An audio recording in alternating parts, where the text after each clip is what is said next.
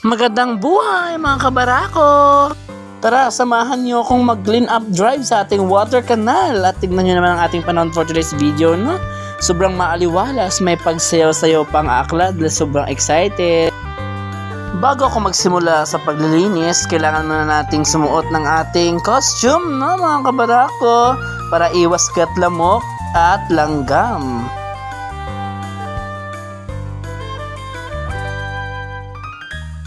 At ayun nga, may sumilip pa ang aking brother Mark Joseph Roque.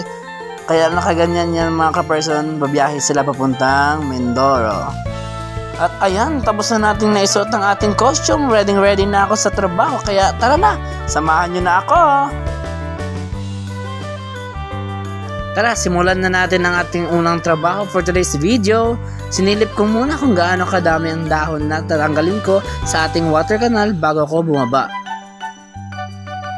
Habang nagkakalaygay ako, kinakausap ako ng kumari ko kung nag-i-enjoy ba daw ako sa ginagawa ko. Ang sabi ko, oo, kasi wala namang ibang gagawa nito kundi kami buong pamilya. Dahil pag hinintay ko pang malakas na ulan, baka abutan ako ng pumuti ang uwak, wala pa ring ulang na dumadating. Pagkatapos ko siyang tipunin, ipinala ko lang at inalabas sa ating water canal dahil mamayang hapon susunogin natin siya pag natuyot na. Binunot ko rin ang mga damong tumubo sa ating water canal bago ko tapusin ang pagpapala.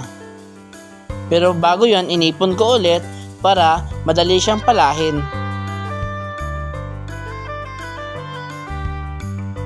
Dahil hindi nadakot siya ng ating pagpapala, kaya winalis ko na lang yung mga natitirang mga dahon sa ating water canal habang nag-uusap kami ng aking kumari. Tignan niyo yung amo ko, sinasurvey niya kung tama ba yung ginagawa ko. Ayan si Negra, ang itim naming tuta. Kaya ituloy na natin dahil mahaba-haba pa ang trabahuin natin. Habang pinagpapatuloy ko ang trabaho ko, nagrereklamo ng aking pamangkin dahil napapagod daw siya at nahihilo kung saan-saan ko lang daw nilalagay ang camera. Si Christoph lang kasi ang katuwang ko sa pagbibideo gawa ng walang taga-post, walang taga-play ng aking mga videos. Habang iniipon ko yung mga dahon sa bandang dulo ng aming water canal, napakalakas ng hangin at naiinis ako dahil nagkakalaglagan ulit ang mga dahon sa ating water canal. Pagkatapos ko siyang tipunin, wawalisin ko ulit gawa na lang kaunti na lang naman na iwan na dahon. Pero sa totoo lang, pagod na ang inyong akla, ang mga kabarako at punong-puno na ng pawis. Sobrang dami pang lamok.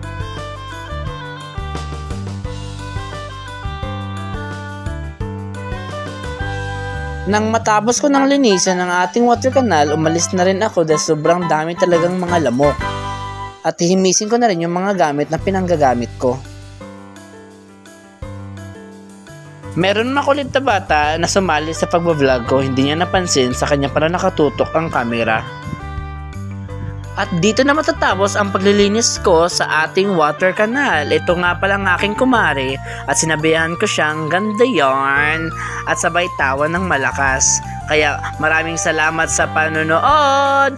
Bye bye everyone. Have a great day.